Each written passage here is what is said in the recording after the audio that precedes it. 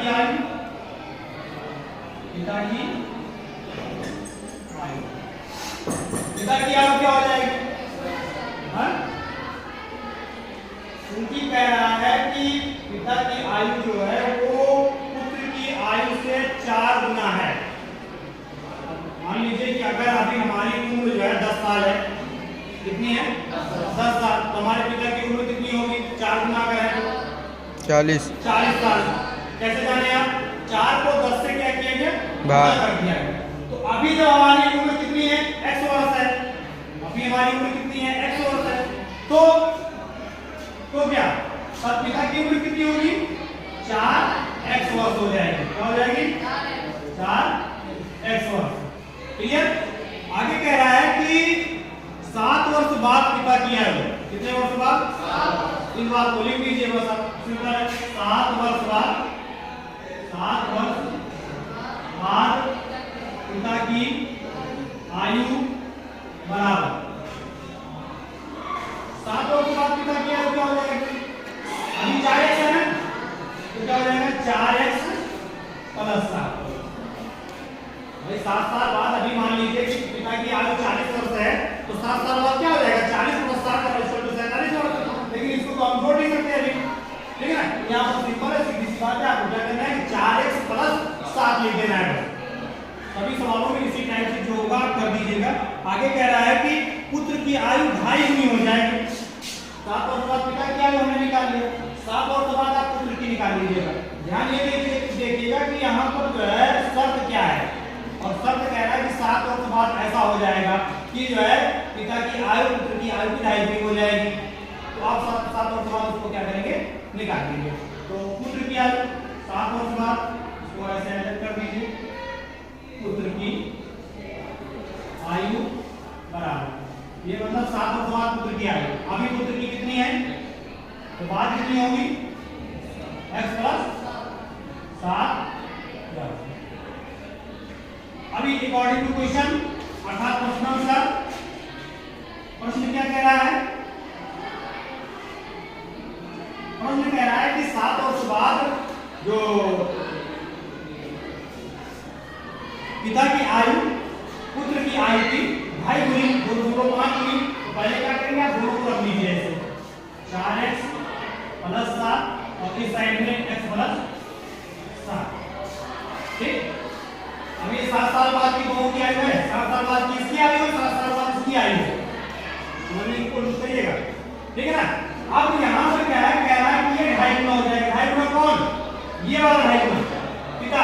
लेकिन बराबर करने के लिए जैसे कि अभी आपको मैंने बताया था कि अगर हमारी उम्र अभी 10 साल है, पिता की उम्र कितनी है? 40 साल है, हाँ?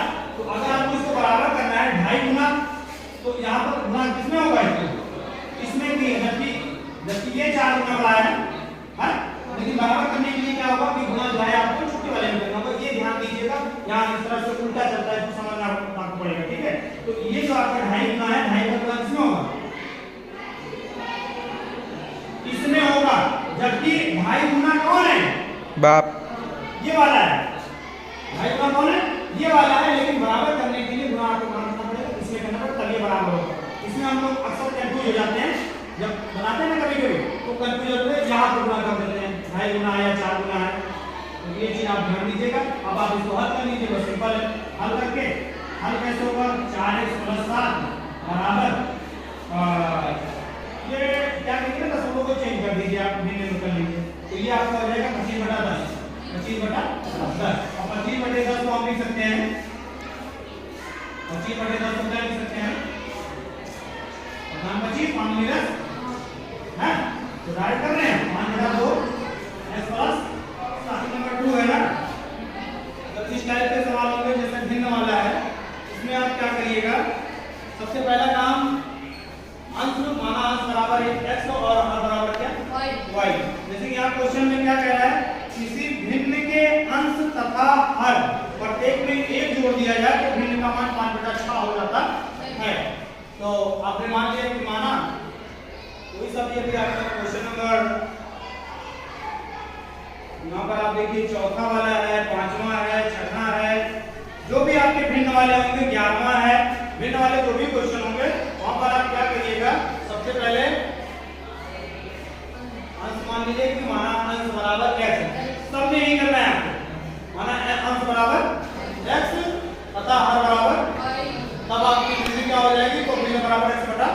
वाई, जितने भी आपके भिन्न वाले क्वेश्चन है सब में आपको यही करना है। ठीक, अब प्रथम शर्त के अनुसार, प्रथम शर्त आप इसको ध्यान से पढ़िएगा। प्रथम शर्त में ये कह रहा है कि किसी भिन्न के अंश तथा हर प्रत्येक में एक जोड़ दिया जाए। क्या कह रहे हैं? अंश में भी एक जोड़ दो और हर में भी एक जोड़ दो, तब इसका मान कितना होता है? 5/6 हो जाता है। ये चीज आप लिख लीजिएगा। कहेंगे इस तरह से कहेंगे कि अंश में तो एक जोड़ दो लेकिन हर में एक घटा दो।